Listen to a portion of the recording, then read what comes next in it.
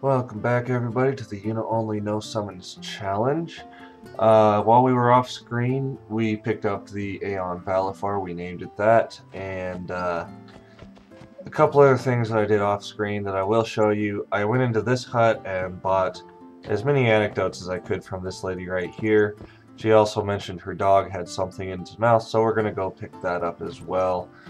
Reason being, there are a few required fights, and for those fights, it is actually fairly useful. So, I'm gonna grab that right now. Something slobbery and energy blast. There we go. All right, now we finally get to go into the special place in hell that I've reserved for myself. The Yuna only challenge is basically going to begin here. We do have a couple of required fights that we're going to go through pretty briefly. And then, and those ones you have to use the characters the exact way that they tell you, like this one here. So, while we go through those, just go through these normally. These are not part of the Yuna only challenge, just do them the way you would do them normally. So, let's see. Let's talk about this time, the times when Yuna is unavailable. Yuna is the most unavailable character in the game, in my opinion. She leaves the party so often that it's just silly. But I'm gonna just mention the times when she's unavailable. Of course, before this point in the game, she's not available. I call that the pre-Besaid era, or area, however you want to call it. She is not available in the event fights in Besaid like the ones we're doing now. Also, there is an event fight for Orin, and maybe one or two others that I'm not remembering. She is unavailable on the trip between Besaid and Kilika when you're fighting Sin. Now, technically, you can do that fight with Yuna. The way you would do that is you would go through Yuna's entire grid all the way to level, well, that's not my level number, but all the way to the ability Holy, which is at the very, very end of her grid. If you do that, like I mentioned before, you're out of your mind.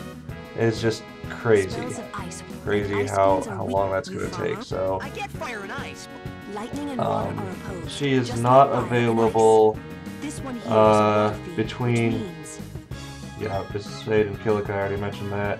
The underwater part of that fight, she's also not available at all. So the part when you're on the ship, she is available technically, but I'm gonna let you guys do that one anyway. And then the part when she's when they do the underwater part, she is completely not available for that one, and that would only really apply to a Waka or Titus only challenge. So. She is unavailable when the Albed kidnap her in Luca. She is unavailable when the Albed kidnap her while crossing the Moonflow, which we'll be discussing more later on. She is unavailable when the Albed kidnap her shortly after Macalania. That's right, folks. Yuna gets kidnapped 3 times in this game, and she also gets thrown in prison, but we'll get to that later. She is unavailable, along the Macalania Road. This is only a temporary thing, but while you're going along that road, she is not available as well. Any underwater events like the Via Purifico, the times on Mount Gagazet, there may be 1 or 2 that I'm forgetting that she's not available. And that's, fortunately, that's about it though.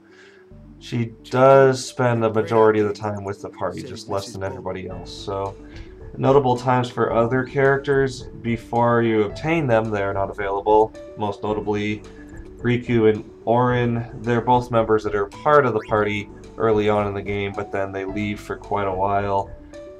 The trip between Besaid and Kilika, again, it's that Sin fight where you can really only use characters that have ranged attacks, like Lulu, Kimari, and Waka.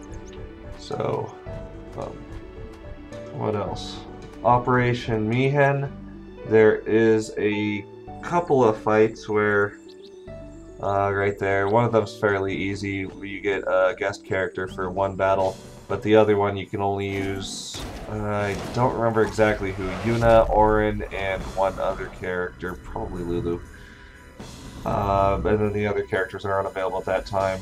again, anytime it's underwater, like the Via Purifico or the Mount Gagazet, you are limited to those characters that can swim, which are Titus, Waka, and Riku.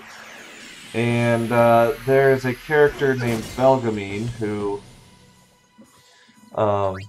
it's a fight where you can only use summons, similar to a fight in the Via Purifico, and that's technically a Yuna only. We will not be doing those because they require summoning and they are optional, therefore we cannot do them. So, well, in this game anyway, because Yuna is doing her Yuna only no summons challenge in this game. So at those times, though, technically the other characters are not available, but those are also kind of a special fight. And I almost missed that. What else? Kimari on the High Bridge. Well, after one of the times when you meet Seymour, and well, let's just say he is less than friendly, Kimari sticks around to save them while everybody else runs off. So technically, during that run back on the High Bridge, Kimari is not available. So there's a little bit of a time there where he's not available. So that pretty much does it for characters that are unavailable. If I missed any, of course, leave a comment and let me know, because I'm crazy and I forget things sometimes. But yes. Doesn't talk much anyway. That does it for the things I want to talk about, but this is a good point, though, for us to just continue on with the game, because... Ooh, I got a new sword. Because, let me see what this is. This is a sensor. We cannot use that because of the rules of the game. So, the rules of the game are that you cannot use any weapon that affects the fights. Any weapons that would make it easier for you to win the fights, like that, like no escapes. I went over all this in a previous video, so you can go back and watch that. But I cannot use that. So another quick battle here. Oh no, it's so big!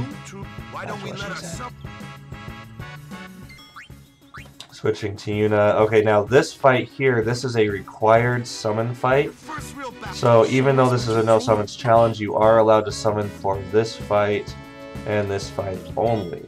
Well, at least if you there are other required summons fights, but on Besaid, this is the only fight where you can summon, even if you get one of those other guys. So we're gonna do that. Here comes Valdefort. Doo-doo-doo. Can't wait till the summon animations get shorter. Except that we're not going to use them anyway, so it doesn't matter. Yay!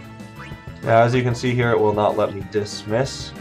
I'm required to use this summon to win the game. So the easiest way is just to Sonic Wings. I guess you could just normally attack as well, but this is the easiest way I've found. So, and of course I've played this game too many times, so it's all good. I will cut out the rest of this fight and go straight to a Yuna only fight where she actually has to fight like normal. Alright everyone, I'm back at it, and there was a partially required fight that I do want to mention, where Waka is forced to use a dark attack. That one, for the rules of the game, you're allowed to use that dark attack, but after that you have to make Waka and your other character run away. So it is, like I said, it's partially required. There's a little bit to it that you have to pay attention to, and so when you do that fight, just have everyone run away after the fact and you'll be fine. So now, as you can see there, that fight's a little bit tough for me, so I went ahead and ran away from that one as well. I'm going to try to get a fight with 2 people, but I will save that for the next video and just kind of show that to you really quickly. And then we'll come back and show you another video. I was intending to have the next video be the fight on the ship between Kilika and between Besaid and Kilika, but I do want to show you a little bit more of fighting those things. So I'm going to put together a video next time just of doing some of those fights and showing you how to do it for Yuna. Again, some of them are too hard, but that's okay. So until next time, I will I'll probably film another one today. So I will catch you guys later.